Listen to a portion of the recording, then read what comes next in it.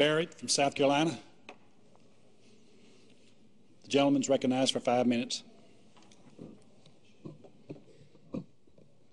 Thank you, Mr. Speaker. Tonight, it seems like the popular target is health care, and I rise tonight, Mr. Speaker, to talk about my opposition to government takeover of health care. And there are a lot of reasons that we should all be against this bill.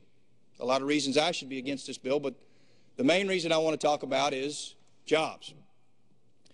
Right now in my home state of South Carolina, Mr. Speaker, about 270,000 South Carolinians are out of work.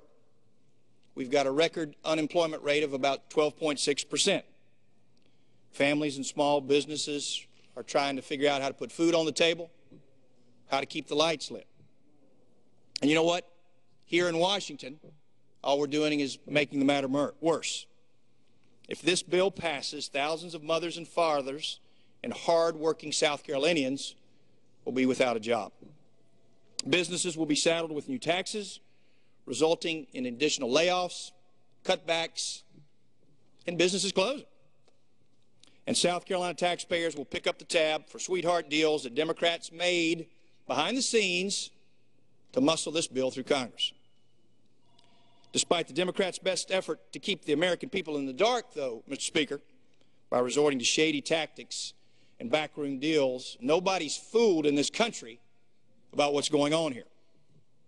This is a $1 trillion boondoggle that will kill job creation and take over 1/6 of the nation's economy. It'll mean nearly $600 billion in tax increases. Let me say that again. $600 billion of tax increases, over $500 billion in Medicare cuts, and a massive expansion of the federal government.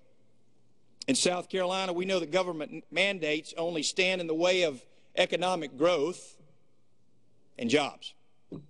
With this bill, Democrats have found another way to help stifle this country. And, Mr. Speaker, let me say this. If this bill does pass, South Carolina won't stand for it. And I will tell you today that I'll do everything within my power to defend the state's rights that are set forth by the 10th Amendment of the Constitution of the United States.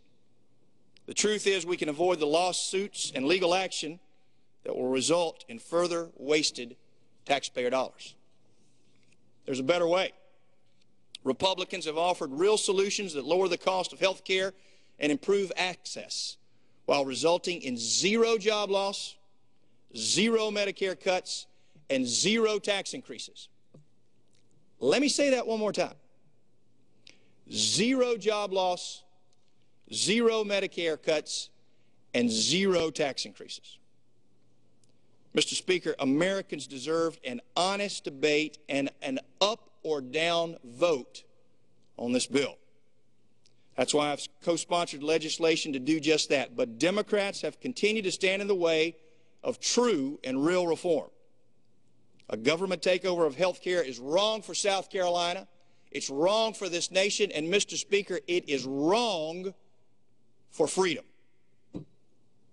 I hope and I pray, Mr. Speaker, that come Sunday, my colleagues and I will beat this bill, and I urge all of my colleagues to vote no.